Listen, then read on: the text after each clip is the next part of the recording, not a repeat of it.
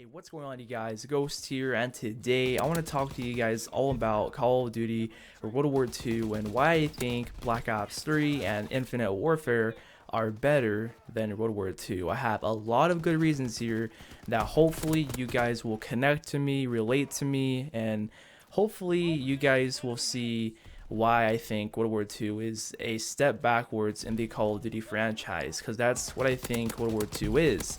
I don't think this Call of Duty game brings anything really new or innovative to the COD franchise at all. It's just a step backwards with so many problems that were not issues with previous Call of Duty games. You know, so many issues have arisen in this game that were not in Black Ops 3 and Infinite Warfare and even Black Ops 2, but in this video I'm specifically going to be talking about and comparing Black Ops 3 and IW. And I think some of you guys might say, well, that's an unfair comparison because Black Ops 3 and IW are jetpack Call of Duty games. They're futuristic. But the thing is, they're still Call of Duty, and the futuristic movement has no impact or sway on my opinions of World War II or even Black Ops 3 and Infinite Warfare. It's not like I prefer the jetpacks over the boots in the ground. That's why I'm saying I love Black Ops 3 and Infinite Warfare more than World War II. It's just the fact that if you take out the jetpacks in Black Ops 3 and Infinite Warfare, those core game mechanics such as health regeneration time and the sprint out time and much more, that's still going to be there, and jetpacks have no correlation to that at all whatsoever. If that makes sense to you guys, like for example the user interface of World War II, the menus, like this has nothing to do with whether or not the COD is boots in the ground or futuristic with jetpacks at all. But the menus here in COD World War II are by far the absolute worst in the Call of Duty franchise. Call of Duty has had this very simple menu design, which is very easy to navigate and get from point A to point B, the multiplayer, the campaign, to zombies really fast and easy and smooth.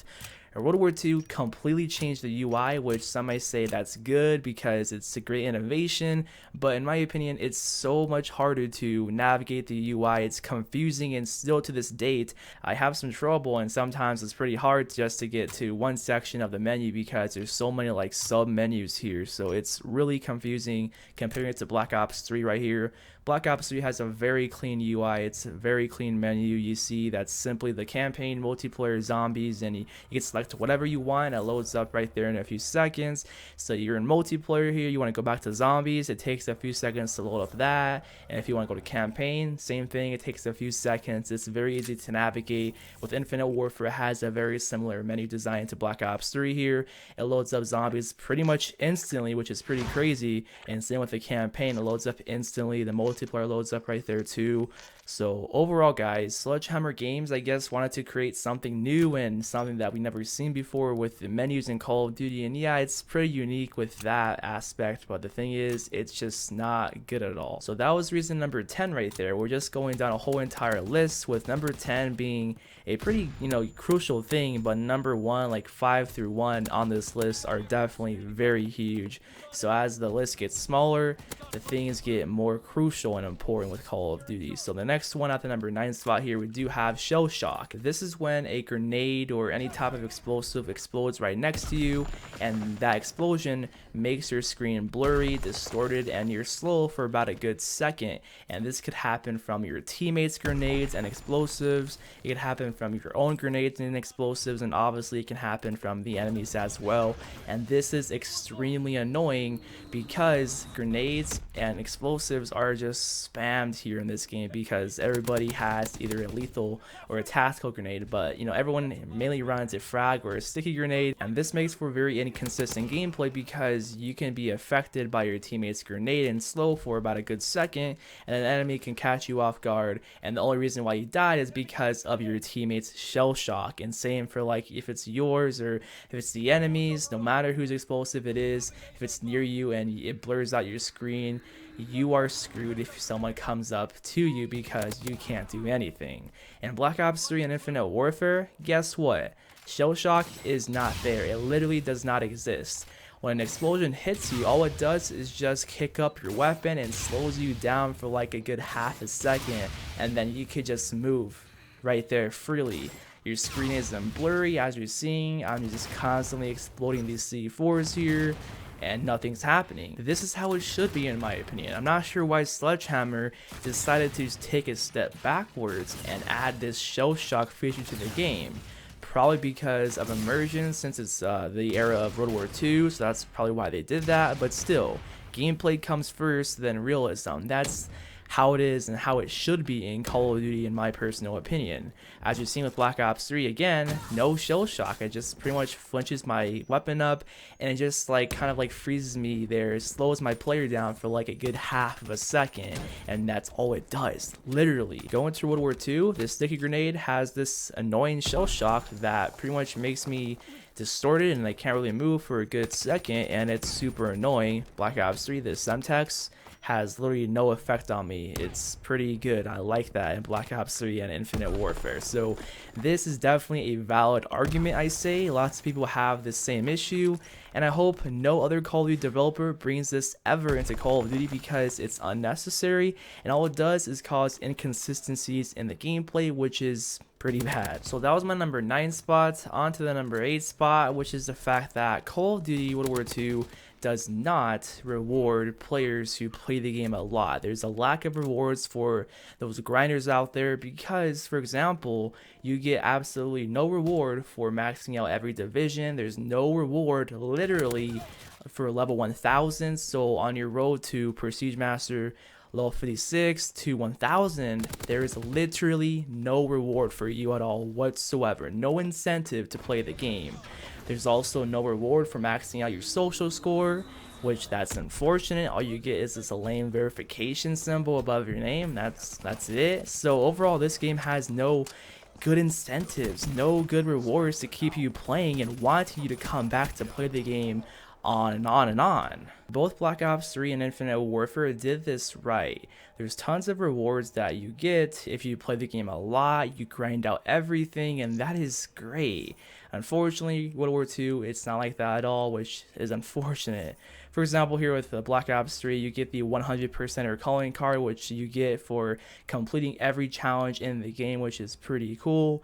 You get Dark Matter camo for completing every camo challenge in the game. It's not some lame camo you get towards the end of your camo challenge grind. It's some pretty awesome looking camo that is definitely by far one of the best camos in Call of Duty history. Next up, on your grind to level 1000, you get prestige icons from World at War, Black Ops, and Black Ops 2 every single 100 levels, which is okay. I wish there was more to this than the prestige master levels, but at least it's something, because Call of Duty World War II gives you literally nothing levels 56 through 1000, which sucks, definitely. The next thing here is going to be hero gear. If you complete every single piece of gear for your specialist character, you get this gold hero gear, which is really nice, and this definitely kept me playing. It kept me using every single specialist, and I like that about Black Ops 3. Going to Infinite Warfare, this game provides you with some pretty nice rewards if you grind out the game. Like, for example, pretty similar to the hero gear in Black Ops 3,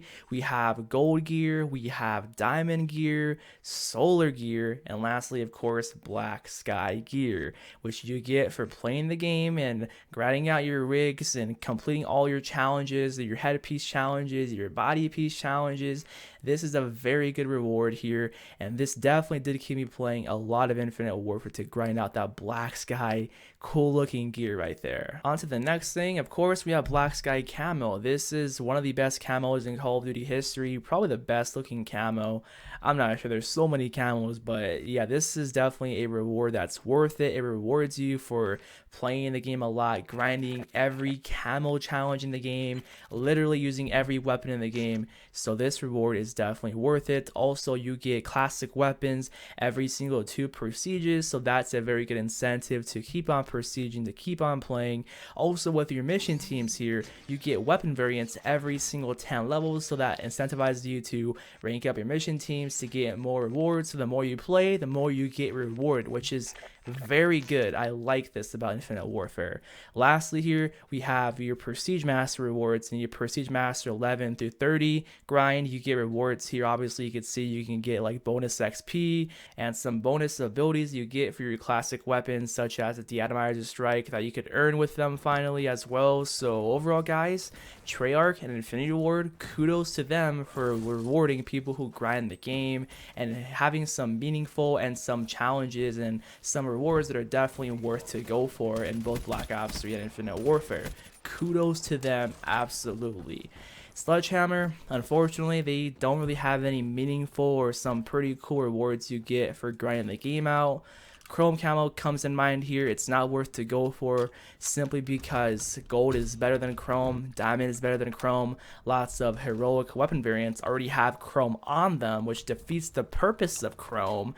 And overall, lots of heroic weapon variants that have, like, say, a gold and black design or like a nice clean wood finish to them look better than chrome. So chrome is obsolete, definitely, which is unfortunate. So Sledgehammer, I really wish they could take a page from Infinity Ward or Treyarch because they did a phenomenal job of rewarding players who grind out the games. So on to the number 7 spot, we do have Scorestreaks. I say Black Ops 3 and Infinite Warfare did these Scorestreaks better, especially Infinite Warfare because there's variants of every single Scorestreak in IW, which, for example, the Advanced UAV normally is like the Hater or the Orbital VSAT, but it sweeps like the UAV. But there's a variant of the Advanced UAV which turns it into the Hater essentially, which is very good. And same for like other kill streaks. You have the RC8, which is just a robot that shoots out lasers. You have a variant of it that you can now jump with it and thrust around with it, which is very useful and nice. So a lot of these Scorestreak variants have some pretty good attributes to them, which makes the overall experience with the kill streak so much fun.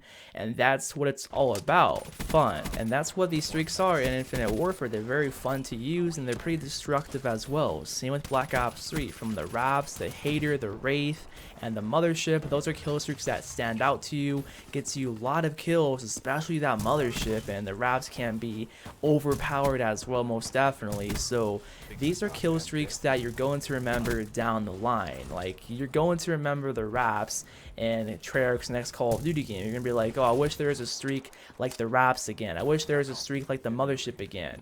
And World War II doesn't really have that tone or ring to it. There's really only the ball turret gunner and the paratroopers, which are the two destructive and very good kill streaks in the game, and that's really it. And compared to Black Ops, like the Wraith getting me a quick quad feed right there, it's really not that fun in CoD World War II at all whatsoever. So I'm not sure if this is just me, but I personally think that the Scorestreaks were done much better in Black Ops 3 and Infinite Warfare. And next up at the number 6 spot, I feel as though that there's barely any target assist in CoD World War II. Like, it's hard to aim in this game for whatever reason. It's a night and day difference compared to Black Ops 3 and Infinite Warfare. Like, if you go play a match of BO3 and then right after that match you go play CoD World War II, you'll see that yes, the sticky game is definitely much better and the aim assist is much better in Black Ops 3. Same with Infinite Warfare. From my experience, the sticky game in IW is a lot better as well compared to World War II, and it's just weird. I'm not sure what they did with the aim assist, but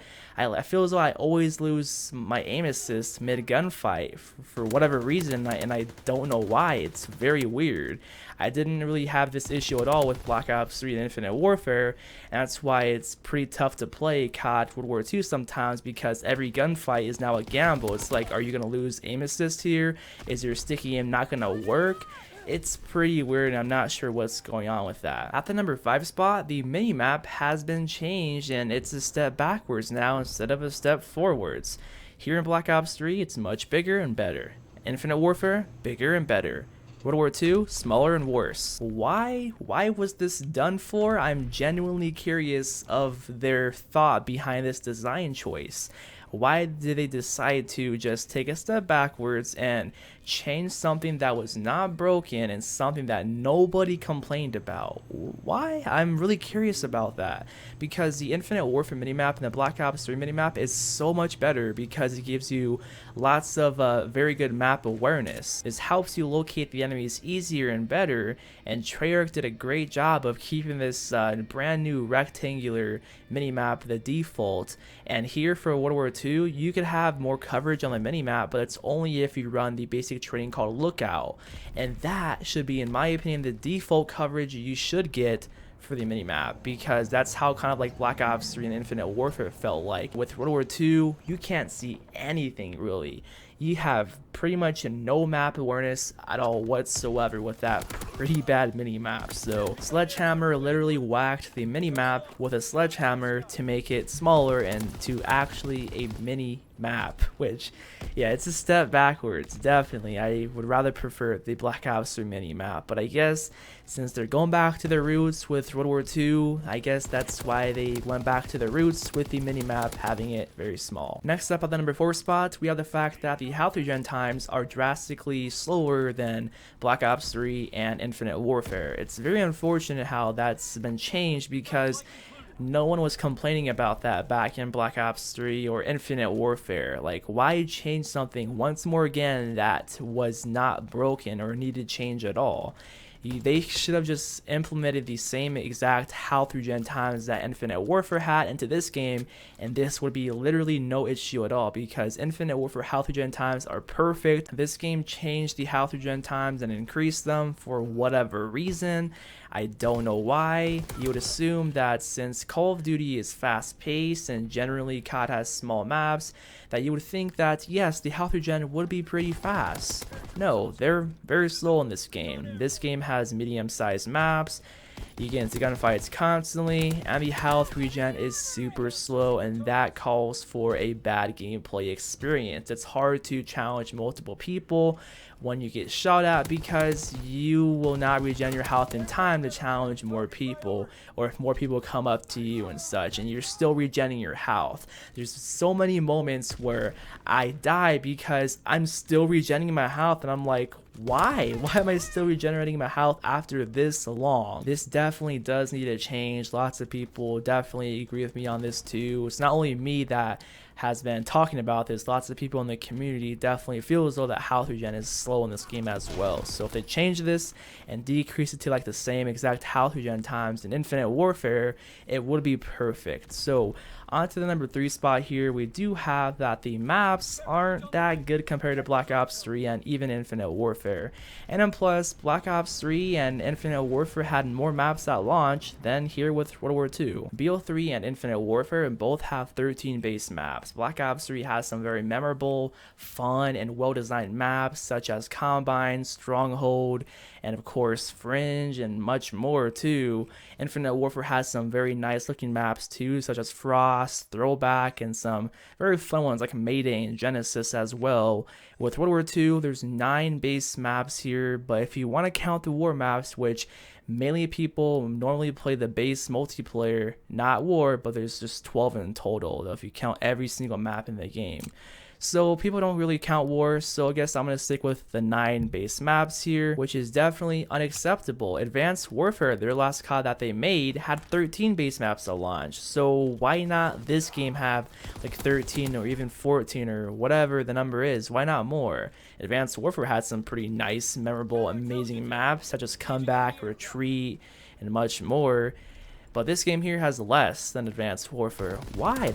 I'm genuinely curious about that. That's pretty odd, and it's unacceptable in my opinion. The maps here are pretty mediocre. There's not really like that one memorable map that you're going to be like, oh yes, I can't wait for this to be remade in the next Sledgehammer game. I can't wait for Gustav Cannon to be remade. I can't wait for Aachen to be remade.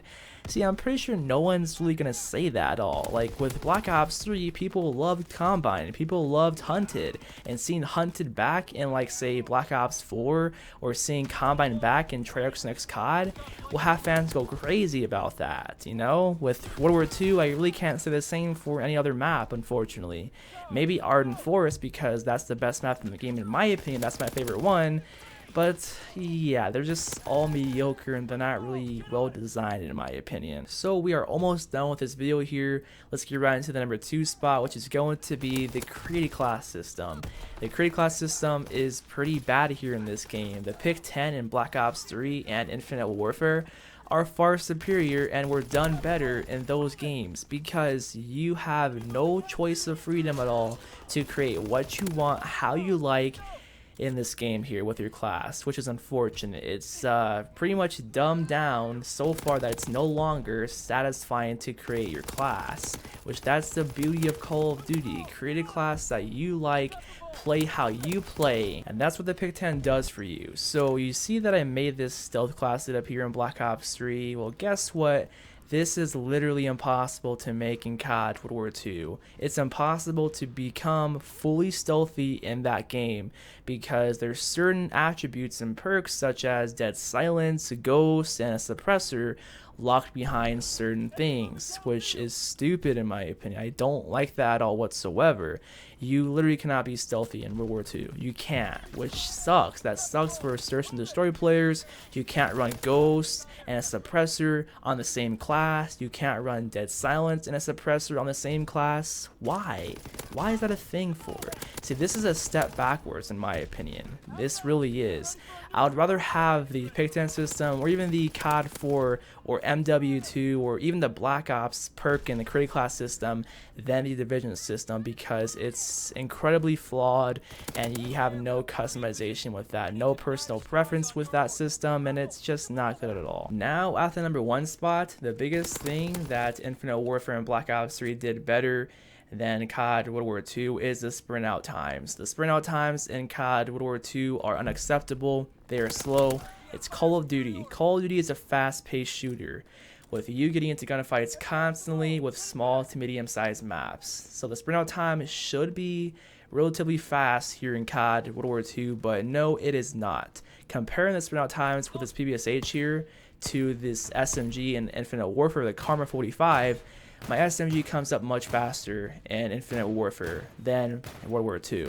Comparing the ERAD 2 again, this ERAD comes up so fast, and that's great. You're ready to fire, you're ready to react. My Tommy gun comes up so slow, and it's like you barely have any time to react to a gunfight if someone catches you off guard. The slower sprint out times here in this game is unacceptable. It's an unnecessary change that no one asked for or was complaining for. Let's compare another weapon here. So this is the Lewis LMG. Coming out of sprinting, it's very slow, obviously because it's an LMG. But comparing it to the raw LMG here in Infinite Warfare, this light machine gun comes up so fast and you're ready to fire immediately, it seems like, you know? With this shotgun here, the toggle action in World War II, you would assume since it's a shotgun it should come up fast, but no, it's painfully slow. With Infinite Warfare's Reaver shotgun, this comes up nearly instantaneously, which is great for shotguns because you need to run and gun, you need to be prepared because normally with shotguns you're at close ranges. With the STG-44 and the M1941 here, as you see, I'm coming out of sprinting very slow. Comparing that to the NV4 assault rifle, it's coming up fast and I'm ready to react immediately, instantly in a snap right there, and that's great. Going on to Black Ops 3, it's the same story here, but the thing is there is a perk that reduces your sprint out times called Fast Hands, and that is by far a crutch perk here in this game. You need this perk to win your gunfights more often. It's a better chance that if you have this perk you're going to win more gunfights because you have it. So this obviously is the same story. My assault rifles, my SMGs are coming up nearly instantly, it feels like, and that's great because it helps you react quicker if someone catches you off guard in a gunfight.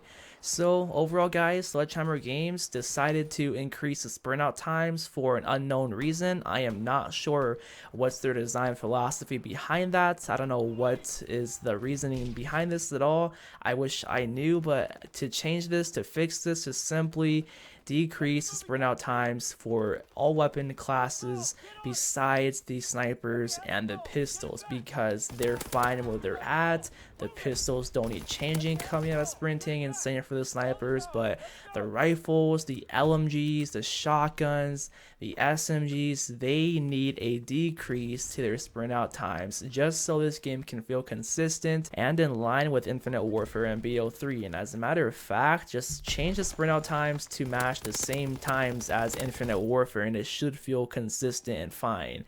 That's just my idea and my fix right there. So sprint out times need to change because having small maps with long sprint out times makes for bad and inconsistent gameplay, and since the maps are small to mid-size, you're going to be constantly getting into gunfights constantly, so having a faster sprint out time will make the gameplay feel better and consistent and fast. So overall guys, that's the entire video. Those are all my reasons and my opinions right there on why I think Infinite Warfare and Black Ops 3 play much better, they're much fun, and they're overall a better experience than Call of Duty or World War II. So overall guys, World War II was a step backwards in the Call of Duty franchise. So many new problems arisen in this game that were never issues, like I mentioned throughout this whole entire video, like sprint out times, the minimap size, and much more here. So overall, I'm still playing CoD World War II. I'm Prestige Master level 92. I'm still gonna play it even though if these issues don't get fixed, because it's still a Call of Duty game. You know, Call of Duty is a very addictive game, just constantly getting into matches, completing challenges, and doing all that Call of Duty stuff. You know, it's very fun to do. But this game just has lots of issues. I'm still dealing with them, and I really want to get to level 1000, definitely. So, thanks for watching, guys, and I'll see you on the next one. Peace out.